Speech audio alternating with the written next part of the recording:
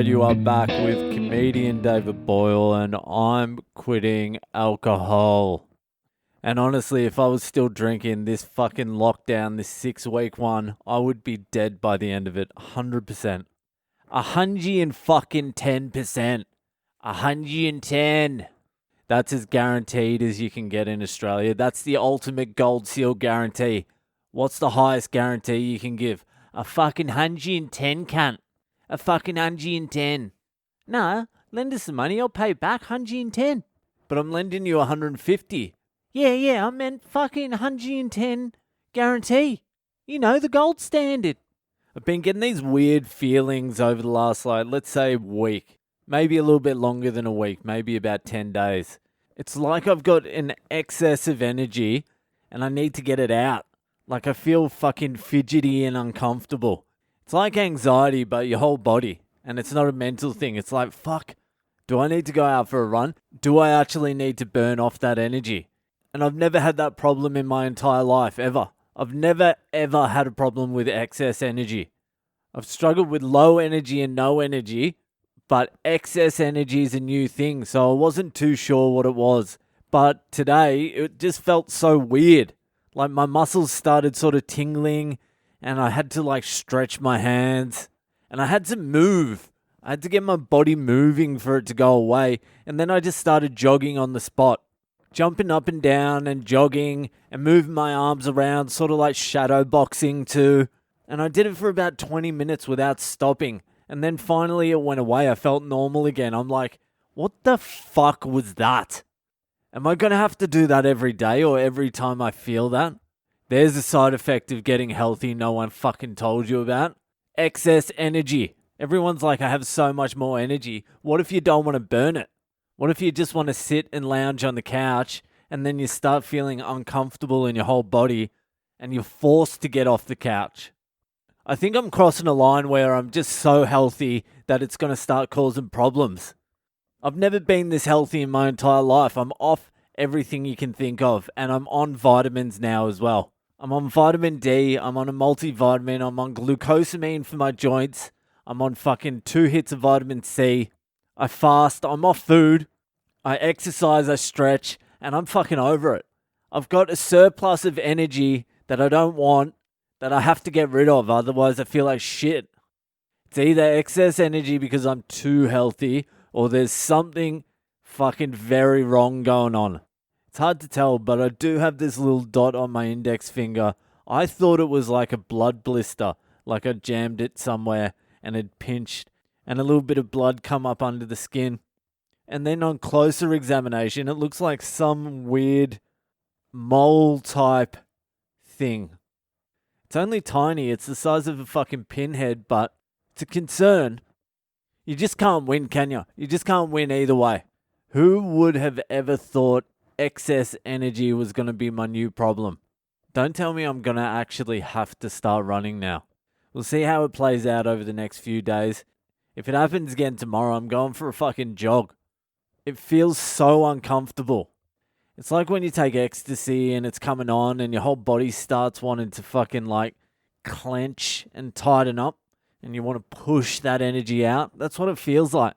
Except I'm sitting there with cashew nuts and almonds at a desk by myself. Anyway, it's fucked up Friday. It's another fucked up Friday. I had a listener write in a fucked up Friday. He got about 8 sentences in, and just as he was getting to the juicy part, he's like, "To be continued, I got to go back to work." You know who you are. Send me in the rest of the fucking story. Today, you're getting a fucking Boyle special. This one's keeping in line with the last few stories I've told where someone has been injured. This time the injury occurred to me. Okay, so this actually happened a couple of weeks before I got jumped in that fucking toilet and my lip bitten off and sent to hospital and ended up banging my nurse. I forget what number fucked up Friday that was, but it's way back. It would have been about 6 months ago. Just listen to them all, you'll find it somewhere. So this was about 2 weeks before that, or 3 weeks before that. Who knows? Maybe a month. So I was out drinking with my good mate Dylan. Fucking Dylan. G'day, Dylan. Haven't spoken to that fucking idiot for 7 years now. Well, not directly anyway. He usually contacts me under some fucking pseudonym and shits on me. Anyway, that's a long story. I'll tell you about that another day. So this is up in Sydney. Me and Dylan are drinking at the Royale Hotel. The Royale Hotel, Bondi Road, Bondi. It's one of the last old school dodgy fucking relic pubs there is in Sydney. All the old pissheads and druggos and fucking gamblers, degenerates drink there. It's where my dad used to drink.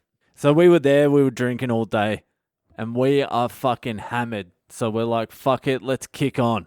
So we leave the Royal and jump on a bus to go to the Diggers or the Bondi Hotel or something like that, I forget. So we jump on this bus and we're standing either side of the doors in the middle of the bus. So people are coming on, coming off, going past us, and we're hammered. And everyone who gets on or off, I'm saying some smart-ass retarded comment to them. Not even good ones. Just drunken fucking crap. Trying to make Dylan laugh. And it's not a long bus ride either. We're going like maybe 4 minutes down the road. So the bus gets down to the Bondi Hotel. The stop directly in front of the Bondi Hotel. So we must have been going to the Diggers then because we weren't going to get off at the Bondi Hotel. Anyway, so it stops at the Bondi Hotel. The doors open and these two wiggers come from the back of the bus and go to hop off. And as they're walking off, they're wearing like gangster shit. They're white nerds wearing all gangster stuff. So as they're walking off, I'm like, West Side boys.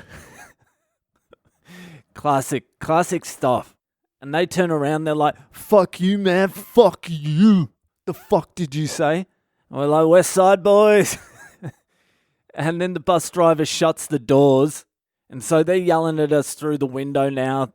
They're pretending their hands are a gun and they're popping caps in our asses and shit like that. And then the bus goes to take off, so we forget about these idiots. And as it's just moving, the door window where we were standing just fucking shatters and glass just sprays all over us. We're like, what the fuck was that? So one of these cunts has picked up a bottle out of the bin they were standing next to and just fucking launched it through the window and it smashed all over us. So the bus driver stops. He's like, what the fuck happened? Dylan's like, let's fuck these cunts up. I'm like, are you sure? Are you sure this is a good idea? He's like, yeah, let's do it. I'm like, all right. So we get the bus driver to open the back door. We go out. These two guys are there. They're ready to fight too. Dylan takes one of them. I take the other one. I'm watching Dylan. Dylan just fucking flew in there and started working this guy. I'm like, fucking hell. He's doing all right over there. And as I'm thinking that, my guy comes up to me and fucking slaps me in the face with a fucking chain. Not like a heavy duty chain, like a wallet to belt chain. So he slaps me in the face with a fucking chain. I'm a little bit startled. And I'm like, you're fucking dead now, cunt. So I go after him and he goes to hit me with the chain again. I fucking grab him and I grab it out of his hand and then I start slapping him with the chain. Dylan's already pummeled his guy. My guy starts running away. I chase after him. I grab him. Now we're around the side of Bondi Hotel, Beach Road side. And I get this guy up against the wall and I fucking punch him once in the face. And then I go for the second one, and just as I'm about to hit him, he moves his head, and I fucking punch the brick wall as hard as I possibly can. And I'm just like, fuck! And it felt like I dislocated my thumb. I could not move my fucking thumb at all. So the security guards run out. They pin him to the ground and tell us to fuck off. The bus driver comes around. He starts pointing at this wigger going, yeah, that's the motherfucker. Everyone tells us to go. I give the wigger on the ground a couple of kicks as I'm leaving. And then we just continue drinking. I wake up the next morning and my fucking thumb is just aching. And it's huge. It's just bruised and fucked. I'm like, I definitely dislocated it. And I could still move it. So I was like, fuck it. The swelling will go down. It will just heal itself. And I waited and I kept on waiting. The swelling wouldn't go down. And it was still so fucking sore. And I'd go drinking, and I'd knock it, and it was fucking just so painful.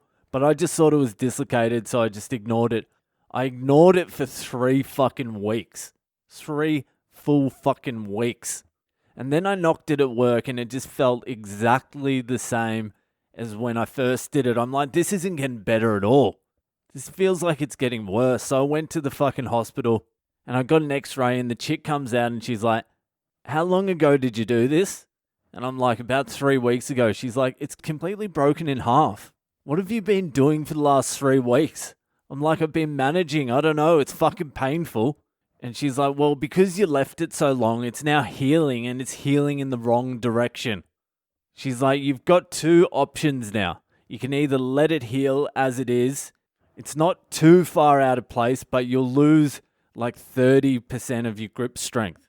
And the other option is we can re-break it and we'll have to put a pin through it and it'll take like 2 months to heal. And at that stage of my life, I was like, what the fuck? Who gives a shit about grip strength? What do I need 30% extra for? Which was one of the dumbest decisions I ever made, because now I've got this fucking thumb here that's got no strength in it. So it just gets injured all the time. I go to put my fucking hand in my pocket and it bends back. It's fucked. I was even contemplating not long ago asking if I could go in and get it re-broken and finally get the pin in there. But I think those days are over. What do I need the grip strength for? The only thing I really do with it, you know what it is, and you don't need strength for that. Anyway, that's the end of my fucked up Friday story for this week. If you're enjoying the podcast, just share it with your friends. Have a good weekend. I'll see you the fuck later.